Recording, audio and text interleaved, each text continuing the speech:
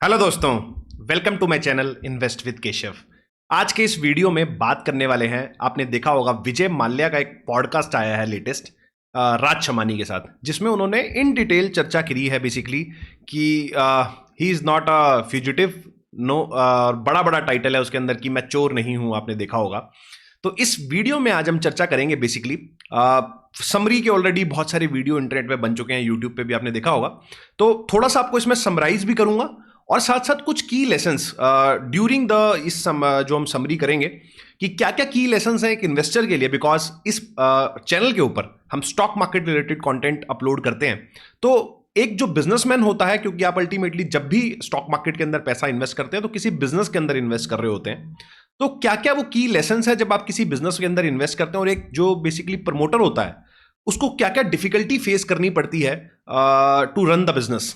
तो इंडिया के अंदर किस तरीके से सारी चीजें चलती हैं, तो और जब भी आप किसी कंपनी के अंदर इन्वेस्ट करते हैं तो क्या क्या चीजें ध्यान रखनी चाहिए, ये सारी की लेसन्स इस वीडियो में डिस्कस करने वाले हैं। तो वीडियो को अंत तक जरूर देखिएगा, चैनल को जरूर सब्सक्राइब कर लीजिएगा ताकि आपको इस तरह के इंपॉर्टेंट वीडियोस मिलते रहें। तो चलिए दोस्तों, वीडियो को स्टार्ट करते हैं। और इस पॉडकास्ट की जर्नी को अगर आप देखेंगे तो इसमें विजय माल्या थोड़ा सा हमें बताते हैं कि बेसिकली अर्ली 80s और 90s के अंदर जब आप देखेंगे कि बेसिकली उसमें वो बताते हैं कि जो इनका लिकर बिजनेस था उसके अंदर वो शामिल होते हैं। और बहुत अच्छी एक मैंने जो उसमें बात देखी, उस एक फेमस डायलॉग वो बोलते हैं कि I was born in a bottle, कि लिकर जो है वो बेसिकली वो उनका एक परमानेंट कहीं ना कहीं पैशन है। आज की डेट में भी वो कहीं ना कहीं यूके में इसी इंडस्ट्री से जुड़े हुए हैं। और कहीं ना कहीं उनकी फादर के डेथ के बाद अगर आप देखेंगे काफी अर्ली एजेस में कहीं ना कहीं फादर की डेथ हो जाती है 59 की एज के आसपास। और ये बोर्ड के ऊपर आ जाते हैं कुछ 27 साल की एज के आसपास, तो काफी यंग होते हैं।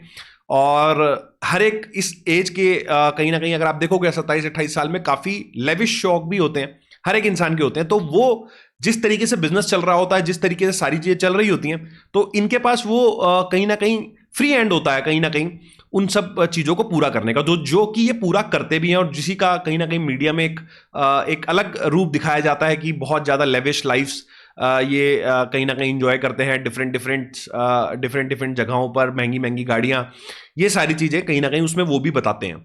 तो इसके बाद जब ये यूबीएल का बिजनेस और बड़ा होने लगता है, उसके अंदर मैकडॉनल्ड्स अगर आप देखोगे तो वर्ल्ड की सबसे बड़ी विस्की ब्रांड बनाते हैं उसको, और किंगफिशर को भी इंडिया के अंदर काफी अच्छे लेवल पे लेके जाते हैं। और ओवरऑल अगर आप देखोगे अल्कोहल इंडस्ट्री के अंदर लगभग काफी बड़ा मार्केट शेयर ये इंडिया में गेन कर लेते हैं। और आप इस तरीके से आप समझो कि एक तरीके से इंडिया के अंदर अगर आप पर्टिकुलरली यूथ में या एक लाइफस्टाइल ब्रांड बनाने में इनका काफी बड़ा हाथ है। और यूबीएल का बिजनेस काफी नए हाइट्स छूता है जब ये इस कंपनी को चला रहे होते हैं। और धीरे धीरे करके जब अर्ली 2000s या 2002 के 3 के आसपास बिजनेस एक अच्छे स्टेज पे चल रहा होता है, काफी सारी चीजें चल रही होती हैं। तो हर एक इंसान के मन में आता है, जो कि इनके मन में भी आया, कि बेसिकली बिजनेस को अब दूसरे जगहों पे भी एक्सपैंड करना चाहिए। और हर एक बिजनेसमैन सोचता ही है ये वाली बात कि ये मेरा एक बिजनेस है जिसमें एक एक्स अमाउंट ऑफ टाइम देता हूं और मेरे को ये रिटर्न जनरेट करके देता हूं, और मेरे पास और बड़ा टाइम है, या मेरे पास और टाइम है जहां पे मैं और इंडस्ट्रीज के अंदर जहां पे पोटेंशियल है कहीं ना कहीं वहां पर भी डाइवर्सिफाई कर सकता हूं। ऐसा आप आज की डेट में जो बहुत सारी लिस्टेड कंपनीज हैं उनके प्रमोटर्स का भी कई बार अगर एनालिस्ट कॉन्वर्सेशन सुनेंगे तो वहां पर वो भी कहीं ना कहीं ये बात करते हुए सुनाई देते हैं कि जहां पर वो डिफरेंट इंडस्ट्रीज भी शुरू कर लेते हैं या विद इन दी इंडस्ट्री कोई नया वर्टिकल शुरू कर लेते हैं। तो सेम केस इनका भी होता है। तो इनके पास जो प्रपोजल आता है बेसिकली वो ये जो किंगफिशर स्टार्ट होने से पहले एयरलाइन इंडस्ट्री का आता है, कि बेसिकली इंडिया में किस तरीके का पोटेंशियल है एयरलाइंस को लेके, और किस तरीके से इंडिया अभी एक तरीके से अंडर सर्व्ड मार्केट है, क्योंकि उस समय जेट एयरवेज, इंडिगो, यही सारे प्लेयर्स थे और एक नए प्लेयर की एंट्रेंट, और जिस तरीके से मार्केट एक्सपैंड हो रहा है, तो कहीं ना कहीं एक स्कोप है, एक जगह है यहां पर बिजनेस बनाने की, जो कि इनको समझ में आता है। इनका एक अच्छा विजन बनता है और इनको यह समझ में आ जाता है कि कहीं ना कहीं जिस तरीके से इंडिया में कनेक्टिविटी है, काफी जगहें हैं जो भी अभी भी अंडर सर्व्ड है, तो यहां पर बिजनेस बनाते हैं तो काफी बड़ा एक्सपैंड हम इसके अंदर कर सकते हैं। और इसके अंदर ये पैसा डालना स्टार्ट करते हैं, कंपनी फॉर्म करते हैं, एक प्रॉपर मैनेजमेंट रखते हैं, और अपने एम्प्लॉयज को कहीं ना कहीं एक एयरलाइन कंपनी बनाने में कहीं ना कहीं अपनी पूरी मेहनत, पूरा पैसा कहीं ना कहीं झोंकते हैं। और जो कि रंग भी लाती है। और कहीं ना कहीं अगर आप देखोगे तो किंगफिशर जो एयरलाइन होती है, एक टाइम के ऊपर अगर आप पीक के ऊपर मानेंगे तो एयरलाइन इंडस्ट्री में लगभग लगभग 27% का मार्केट शेयर कहीं ना कहीं गेन कर लेती है। तो इससे इस पूरे यहां तक की समरी में आपको यह समझ में आता है कि एक जब बिजनेस चल रहा होता है, जहां पर सारी चीजें अच्छी हो रही होती हैं, तब उसका एयरलाइन बिजनेस भी अच्छा चलता है। जब वो बोलते हैं ना, जब कोई बिजनेसमैन किसी के ऊपर जब उसका अच्छा टाइम चल रहा होता है, वो जहां भी हाथ रखता है वो सोना बन जाता है। एयरलाइन के ऊपर हाथ रखा वो सोना बन जाता है। ऑलरेडी जो लिकर का बिजनेस चल रहा था वो तो एक सोना था ही। तो किस तरीके से जब अच्छा टाइम चल रहा होता है तो चीजें चलती जाती हैं, चलती जाती हैं और चलती जाती हैं। तो 1980s 1919 से टिल 2007-8 जब हमारा ये ग्लोबल फाइनेंशियल क्राइसिस आता है, उससे पहले चीजें बहुत स्मूथ होती हैं, बहुत ब्यूटीफुल होती हैं, और जो भी चीजें हो रही होती हैं वो कहीं ना कहीं जैसा ये सोच रहे होते हैं वैसा ही जारी होती हैं। फिर यहां से 2008 से थोड़ी पिक्चर चेंज होनी स्टार्ट होती है और ग्लोबल फाइनेंशियल क्राइसिस कहीं ना कहीं हिट करता है पूरे वर्ल्ड के अंदर। और उसके अंदर क्रूड का अगर आप देखोगे तो $60 बैरल उस समय रेट हुआ करता था, बिफोर द 2008 क्राइसिस, जीएफसी से पहले, और वो 140 पहुंच जाता है। 140 मतलब डबल से भी ज्यादा। और उसके बाद अगर आप देखोगे तो एयरलाइन के अंदर फ्यूल जो होता है वो बेसिकली एक तरीके से रॉ मटेरियल होता है, तो जिसकी वजह से इनको काफी बड़े हिट्स कहीं ना कहीं लेने पड़ते हैं। और कहीं ना कहीं उसमें जो एक लॉसेज होते हैं बेसिकली वो माउंट होने स्टार्ट हो जाते हैं धीरे धीरे धीरे धीरे धीरे। और एक टाइम के बाद इनको रियलाइज होता है कि जिस तरीके से बिजनेस चल रहा है या जिस तरीके से चीजें चल रही हैं, यहां से एक्सपैंड हमने जो पिछले 3-4 साल में किया, हम उसको थोड़ा डाउन साइज करना चाहिए। उसमें एम्प्लॉइज का भी डाउन साइज था, एयरक्राफ्ट का भी डाउन साइज था। बट उस समय गवर्नमेंट भी एक ऐसी स्थिति में होती है कि जिस तरीके से ये जीएफसी वाला क्राइसिस चल रहा होता है, गवर्नमेंट को भी कहीं ना कहीं अपनी इमेज या अपना काम करना होता है कि जिस तरीके से इस क्राइसिस से बाहर निकला जाए। और एक बहुत इंपॉर्टेंट बात उस समय वो बोलते हैं कि मेरी उस समय प्रणब मुखर्जी जो उस समय के कहीं ना कहीं प्रेसिडेंट होते हैं इंडिया के, उनसे बात हुई और ये सारी बातें वो उनको बोलते हैं कि मैं डाउन साइज करना चाहता हूं और कहीं ना कहीं जो एक्सपैंड और ये जो मेरे एम्प्लॉइज हैं इनकी स्ट्रेंथ भी रिड्यूस करना चाहता हूं। तो प्रणब मुखर्जी उसमें उनको ये बात बोलते हैं कि बेसिकली आप अभी ऐसा ना करें, क्योंकि इंडिया जिस क्राइसिस से गुजर रहा है ये बिल्कुल भी अच्छा नहीं होगा। लोगों के जॉब लॉसेज होंगे और कहीं ना कहीं इकोनॉमी भी हमारी स्लो डाउन होगी। और जिस तरीके से इंडिया ऑलरेडी एक अंडर सर्व्ड है एयर कनेक्टिविटी के मामले में, यहां से और कहीं ना कहीं अगर आप देखोगे तो अगर आप अपनी एयरलाइन को और रिड्यूस करेंगे तो और हमें दिक्कत आ सकती है। और इसके लिए आपको सपोर्ट करने के लिए हमारे बैंक्स जो हैं वो बेसिकली आपको लोन देने में सपोर्ट करेंगे। इस तरीके की बातें इस पॉडकास्ट के अंदर करते हैं। यहां पे एक इंपॉर्टेंट लेसन हमें यह समझ में आता है और लास्ट में ये इसको बोलते भी हैं कि जब भी हम स्टॉक मार्केट के अंदर किसी चीज के अंदर इन्वेस्ट करते हैं, किसी भी बिजनेस के अंदर, और जब उसका डाउनफॉल होना स्टार्ट होता है तो एक ऐसे पॉइंट पे निकल जाना, मतलब यहां पे जो एक हमारा मैं बोलता हूं कि एक स्टॉप लॉस, एक ऐसा पॉइंट जहां पर आपको चेंज होना पड़ेगा। मतलब आपने कोई चीज लिया और आपका स्टॉप लॉस पॉइंट आ गया है, लेकिन फिर भी आप ये सोच रहे हैं इन्हें होप की चीजें ठीक हो जाएंगी। वो स्टॉक मार्केट में जब इन्वेस्टमेंट करते हैं तब भी और बिजनेस में भी अक्सर कहीं ना कहीं काफी ज्यादा नुकसान दे जाती है। और वही चीज इसको नुकसान इनको भी नुकसान देगी गई। अगर ये उस समय अपनी डाउनसाइजिंग कर लेते और अगर अपना जो बिजनेस है उसको थोड़ा हल्का कर लेते, थोड़े लाइट हो जाते, तो इनको शायद ये नौबत नहीं देखनी पड़ती। लेकिन किसी के कहने पे और ये उन्होंने ये वाली बात मानी कि बैंक्स आपको सपोर्ट करेंगे तो उन्होंने डाउनसाइजिंग नहीं किया, कंटिन्यू किया और लगातार कहीं ना कहीं लॉसेस माउंट होते गए। हालांकि बैंक्स ने इनको पैसे दिए, लेकिन फिर भी कहीं ना कहीं लॉसेस, क्योंकि क्रूड जिस तरीके से चला और बाकी चीजें जिस तरीके चली, तो एक बार ये नौबत आ गई कि एयरपोर्ट की फीस भरने के पैसे नहीं थे इनके पास। फिर उसके बाद क्रूड वालों के जो इनके वेंडर्स थे, कैटरिंग वाले थे, उन सबको देने के पैसे नहीं थे। तो फाइनली, और सैलरीज देने के भी पैसे खत्म हो गए थे, तो फाइनली जो किंगफिशर थी, जो एक टाइम पे 27% का मार्केट शेयर होल्ड करती थी, वो कहीं ना कहीं चलना ही बंद कर देती है। तो इस तरीके से यहां पे इस पूरी स्टोरी से, यहां तक की स्टोरी से हमें यही समझ में आता है कि जब भी चीजें बिगड़ने लगती हैं तो उसको इनिशियली बहुत छोटा समझ लेना कहीं ना कहीं काफी घातक होता है। आपने इसके एग्जांपल्स और भी देखे होंगे, जैसे कोई रिकमेंडेशन नहीं है, डीएचएफएल का केस था, उसके अंदर एक छोटा सा बात आई और स्टॉक गिरना स्टार्ट हुआ और वो इतनी बड़ी बात बन गई धीरे धीरे कि वो स्टॉक डीलिस्ट हो गया। यस बैंक के अंदर हमारे साथ ऐसा हुआ, अभी पर्टिकुलरली इंडसइंड बैंक में भी इस तरीके से चल रहा है। वो कितनी बड़ी बनेगी, छोटी बनेगी, वो एक अलग कहानी है। लेकिन स्टॉप लॉस पे निकल जाना, इस कहानी से हमें काफी बड़ी सीख मिलती है। क्योंकि अगर आपने यहाँ पे उंगली, एक तो है कि आपकी अगर आज आप निकलोगे तो आपको उंगली काटनी पड़ेगी, लेकिन नहीं निकले तो हो सकता है हाथ भी काटना पड़े और पूरी बॉडी भी जाए। तो ये काफी बड़ी सीख है। उसके आगे अगर चलें तो एयरलाइन जब नीचे आ गई और कहीं ना कहीं उड़ना ही बंद कर दिया, और उसके बाद सैलरीज के भी इश्यूज काफी ज्यादा हो गए और काफी ज्यादा प्रोटेस्ट भी हुआ इंडिया के अंदर। और उसके बाद ऐसा उसमें बताते हैं कि बेसिकली इन्होंने सिर्फ जो फॉरेन एम्प्लॉइज थे उनको सैलरी दी, और उसका रीजन ये बताते हैं कि बेसिकली इंडिया के अंदर जो इनके फंड्स थे वो सुप्रीम कोर्ट ने कहीं ना कहीं फ्रीज कर लिए थे, और वो सैलरी देना चाहते थे, लेकिन बैंक्स ने कहीं ना कहीं उसका इनको विरोध किया कि बेसिकली ये हमारे पैसे हैं और आप सैलरी नहीं दे सकते, जिसकी वजह से सैलरी नहीं दे पाए। और फॉरेन में सैलरी इसलिए दे पाए क्योंकि वहां पर अभी जो अकाउंट्स थे वो फ्रीज नहीं थे, और कहीं ना कहीं वहां का जो टिकटिंग बिजनेस था वहां से इनके पास पैसे आते थे, तो जिसकी वजह से वहां पे वो सैलरी दे पाए, ऐसा इनका जस्टिफिकेशन है।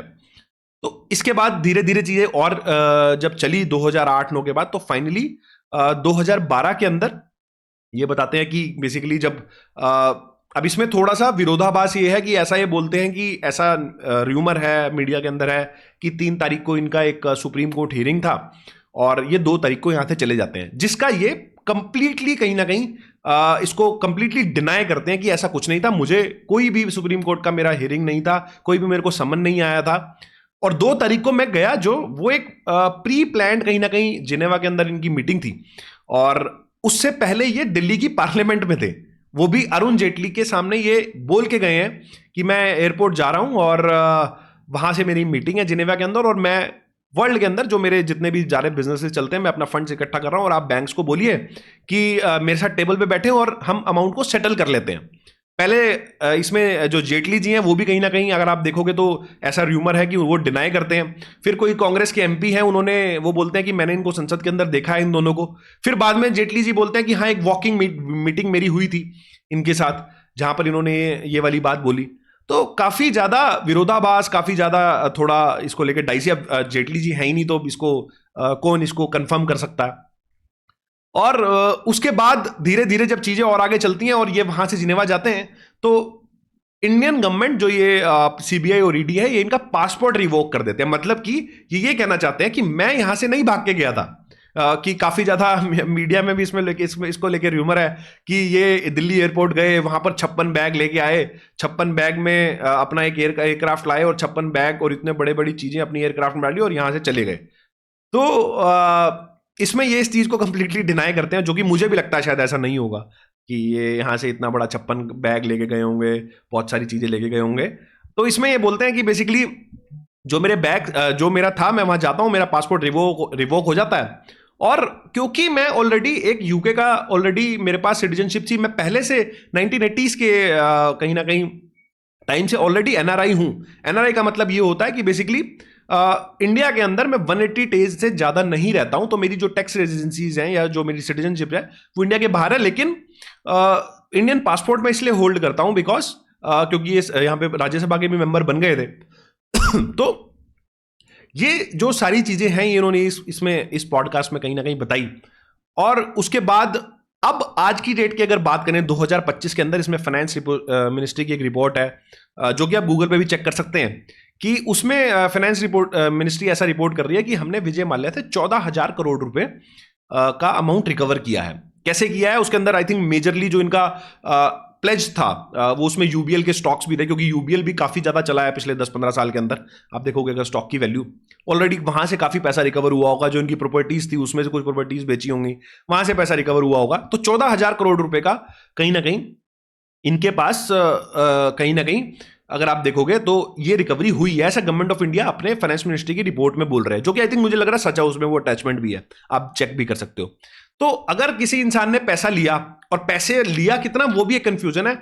इसमें ये एक रिपोर्ट दिखाते हैं कि बेसिकली जहां पर ये लिखा हुआ है स्पेशली कि बेसिकली 6,000 करोड़ रुपए लगभग इन्होंने बोरो किया है। ऐसा बैंक्स इनको एक सर्टिफिकेट, मतलब एक जो पूरा इनके ऊपर जो चार्जशीट है उसके अंदर ऑलरेडी लिखा हुआ है कि 6,000 करोड़ रुपए के आसपास का अमाउंट लिया है, और उसका अगर आप इंटरेस्ट लगाओगे पिछले 10-12 साल का 11.50 के हिसाब से, 11.5 के हिसाब से, तो लगभग 13-14,000 करोड़ रुपए बनता है, जो कि फाइनेंस मिनिस्ट्री की रिपोर्ट ऐसा बताती है कि ऑलरेडी रिकवर हो चुका है।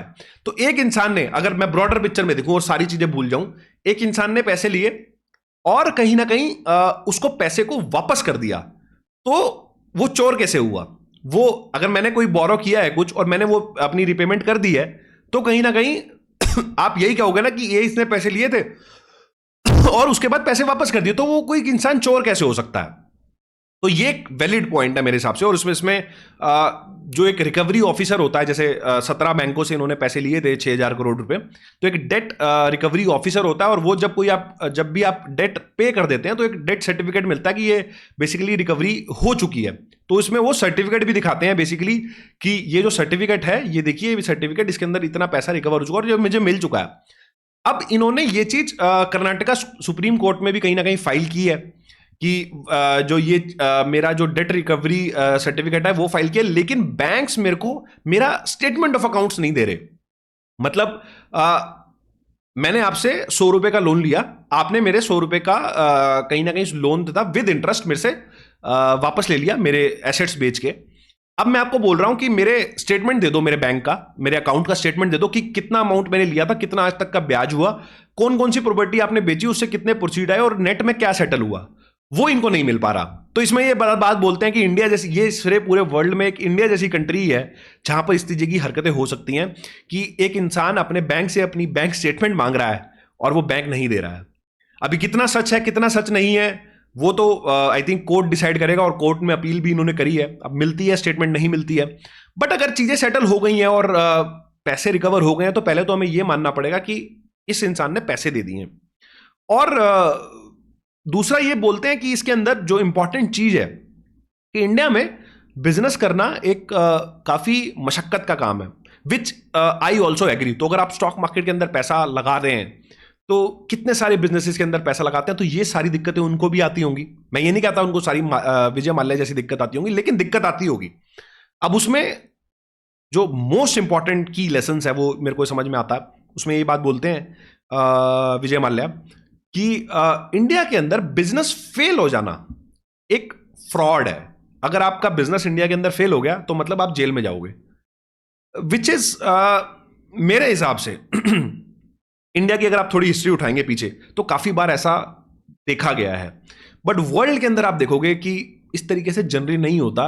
बिजनेस को फेल होना कहीं ना कहीं एक ऐसा नहीं माना जाता कि इस इंसान ने कोई फ्रॉड कर दिया है। कहीं ना कहीं एक फेलियर होता है। अब उसमें ये इसका एग्जांपल वो इस तरीके से देते हैं कि ये इनका ऑलरेडी 2 बिजनेस चल रहे हैं। एक यूबीएल है जो ऑलरेडी एक सक्सेसफुल बिजनेस है, आज की डेट में भी सक्सेसफुल बिजनेस है। किंगफिशर इन्होंने चलाया, इन्होंने अपना 3,000 करोड़ रुपए उस बिजनेस के अंदर डाला था, जो कि वो भी जीरो हुआ है। ऐसा नहीं है कि सिर्फ और सिर्फ एम्प्लॉय की सैलरी नहीं गई या बाकी लोगों को नुकसान हुआ, इनका खुद का 3,000 करोड़ का नुकसान हुआ है इसके अंदर। तो अगर 3,000 करोड़ का नुकसान हुआ है और इन्होंने, ऐसा तो है नहीं कोई इंसान जब बिजनेस करता है तो फेल होने के लिए करता है, हर कोई इंसान कहीं ना कहीं सक्सेस होने के लिए बिजनेस करता है। और अगर आप एयरलाइन इंडस्ट्री की पिछले 30-40 साल की हिस्ट्री उठाओगे तो बहुत सारे ऐसे लोग हैं जो इसमें बहुत बुरी तरह फेल हुए हैं। मैं आपको एग्जांपल देता हूं, वर्ल्ड में एक वर्जन करके है, वर्जन एटलांटिस करके जो एयरलाइन चलती है, वो कितनी बुरी तरीके से फेल हुई थी।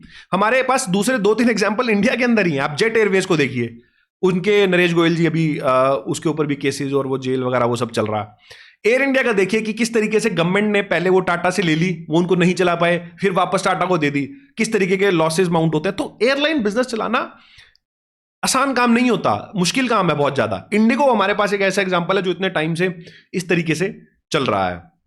बट एयरलाइन बिजनेस के अंदर हमें काफी ज्यादा कहीं ना कहीं इस तरीके के एग्जाम्पल देखने को मिले हैं जहां पर लोग बहुत बुरी तरह से फेल हुए हैं। तो हमें पहले तो यह मान के चलना पड़ेगा कि स्टॉक मार्केट या बिजनेस के अंदर जब भी आप बिजनेस करते हो या बिजनेस के अंदर पैसा लगाते हो तो देयर इज अ रिस्क। हमेशा एक रिस्क है, चाहे बहुत बड़ी कंपनी भी हो जाती है या छोटी कंपनी में तो रिस्क थोड़ा और ज्यादा होता है। रिस्क हमेशा है। क्या यस बैंक जैसा आप देखिए, यस बैंक कितना बड़ा बैंक था, नेशनलाइज बैंक था, वो भी एक लेवल पे, एक टाइम पे ऐसे लेवल पे आ गया जहां पे ऑलमोस्ट वो कोलैप्स होने वाला था। तो there is always a risk to run a business. ऐसा नहीं है कि कोई रिस्क नहीं होता और स्मूथ बिजनेसेस चलते हैं। तो आपको ये वाली बात समझनी है कि रिस्क तो है तो उसी का ही आपको रिवॉर्ड मिलता है। बेसिकली आप रिस्क लेते हैं, बिजनेस के अंदर पैसा लगाते हैं और एक रिवॉर्ड आपको मिलता है जहां पर आप पैसा कमा भी पाते हैं।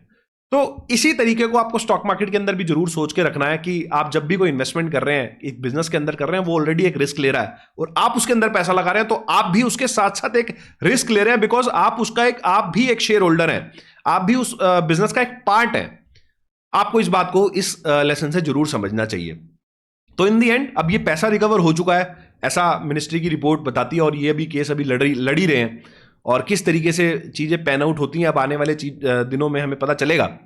बट ये जो सारी मैंने आपको स्टोरी बताई, ये सारी चीजें आपको बताई, आपको क्या लगता है, क्या बिजनेस का फेल होना क्या फ्रॉड कंसीडर होना चाहिए? क्या उस इंसान को जेल भेज देना चाहिए जो इंडिया के अंदर कोई बिजनेस करता है और वो फेल हो जाता है? या आपका कोई और पॉइंट ऑफ व्यू है, या आपको लगता है कि ये सारी चीजें सिर्फ और सिर्फ अपनी इमेज सुधारने के लिए इन्होंने की है? आपका क्या व्यू है, आप क्या सोचते हो इसके ऊपर? क्या ये सही है, गलत है? ये मेरे को कमेंट सेक्शन के अंदर जरूर बताइएगा। और वीडियो कैसा लगा, क्या मैं सारी चीजें कवर कर पाया, सारी चीजें आपको ढंग से समझा पाया, कुछ भी रह गया हो, या जितना मुझे सही लगा मैंने आपसे शेयर करी। अगर अच्छा लगा है तो वीडियो को लाइक करें, चैनल को जरूर सब्सक्राइब करके जाएं, ताकि आपको इस तरीके के इंपॉर्टेंट वीडियोस मिलते रहें। चलिए दोस्तों, वीडियो को समाप्त करता हूं, मिलता हूं आपसे अगले वीडियो में इसी तरह के कुछ नए और इंटरेस्टिंग टॉपिक के साथ। नमस्कार, जय हिंद।